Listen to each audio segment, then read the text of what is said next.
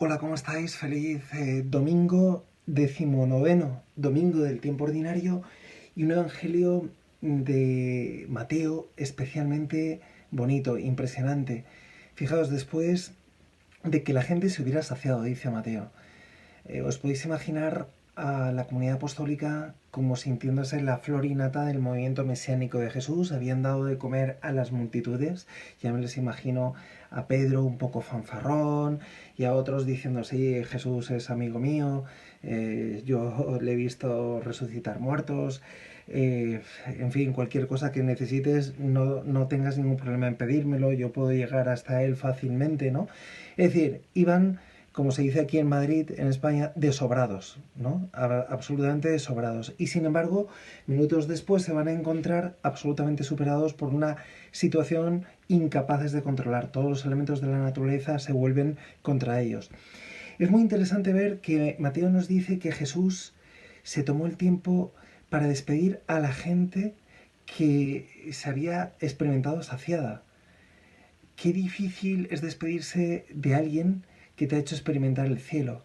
Pues imaginaos lo que tuvo que ser para esa multitud, para esa gente, despedirse de Jesús después de haber experimentado nada más ni nada menos que el cielo. Es el pan de vida, ¿no? El que recibieron aquel día. Una multitud ingente. Y la otra cosa que podemos sacar, extraer del Evangelio de este domingo es qué importante es saber estar con la gente. Pero qué importante también es saber estar solo, porque Jesús después se retira solo, ¿no? Hay dependencias que no son buenas. Quien no sabe estar solo tampoco sabe estar con la gente, siendo él mismo. San Ignacio hablará de la importancia del apartamiento, de saber retirarse a la soledad, a la intimidad, para poder establecer un vínculo mucho más profundo con el Señor.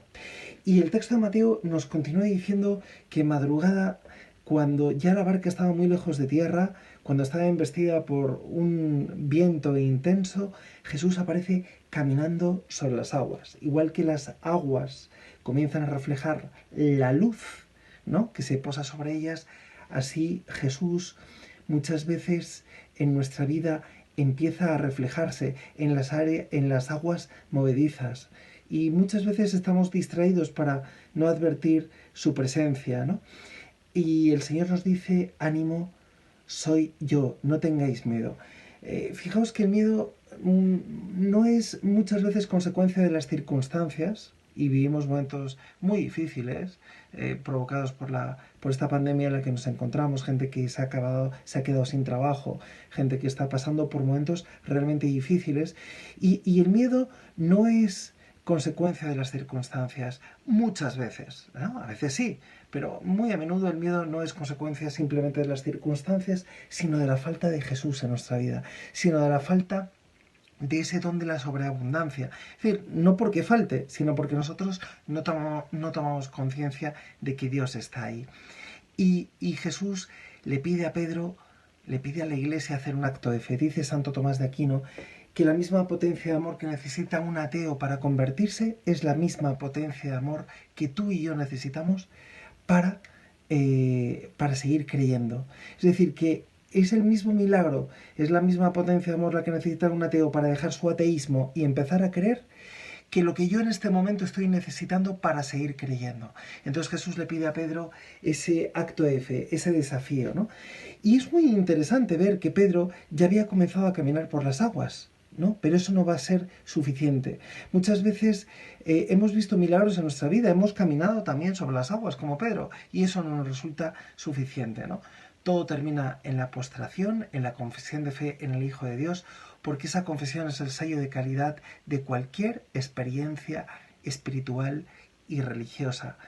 Una experiencia espiritual que no termina en la confesión de fe en Jesús como Hijo de Dios está incompleta. Bendito domingo, feliz domingo. Espero que sea un momento también de gozo y de encuentro con la familia.